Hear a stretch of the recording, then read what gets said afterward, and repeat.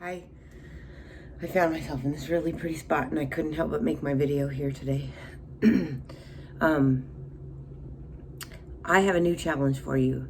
I want you to, every time you ever think about your identity, I want you to say to yourself, but I am a child of God. I had a friend who told me that as she was growing up, her youth pastor always made them respond, I am a child of God. And he would say, who are you? And he would say, I am a child of God. So that way, anytime they were having a conversation about anything, a mistake they made at school, or cute boys or cute girls, or being distracted, or getting your mind off God, every time the pastor would ask them to say again, but who are you? And they would say, I am a child of God. And what makes that so awesome and so important, even to us, like at 42, is that it's not like I am a sinner, I am a less than, I am called to be more than I am right now. You are just a child of God. That's what your definition is. So maybe next time you're sitting with your friends and there's a temptation to do something that seems like everybody's doing it and why can't I do it? The answer is because you're a child of God. Or maybe you wonder, why would I be forgiven for the choice that I did make? The answer is because you're a child of God. You are a child of God. You are his daughter. You are his beloved princess.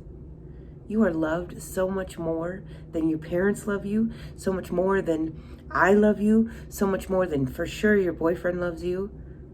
You're a child of God and you're loved by him. He loves you like you wouldn't believe. He thinks you're perfectly created. He thinks you're perfectly made.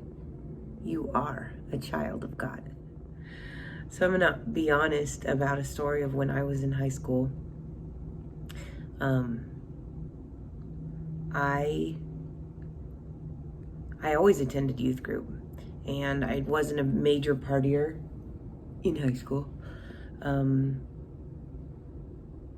And I felt pretty secure in my relationship with Christ until I went too far with my boyfriend. And then I thought that I didn't rate going to church anymore. Or when I did go, I was being just as fake as I felt like a lot of the adults were at church. And it took me to the point of almost not even going back ever again. And it wasn't because I didn't love Jesus. It wasn't because I didn't think Jesus loved me. It was because I felt like there was a mistake I couldn't get past that made me, I guess it took away my identity of being a child of God.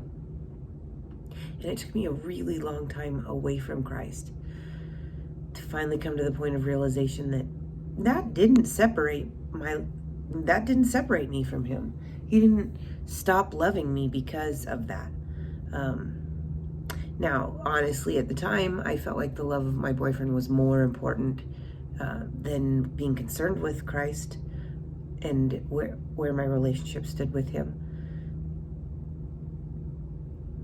And if I could take that time back, I would, because I certainly gave a little more than I should have to someone besides Christ. But I know now that if I would have remembered that I'm always a child of God and that my sins were forgiven before they were even done, that God knew I was going to make those mistakes before I made them, then I could have taken my relationship with Christ so much further than it was at the time. Lord, I'm thankful for who you made me to be. I'm thankful for the ways that you taught me, and I just pray that somebody else here can learn from some of my mistakes.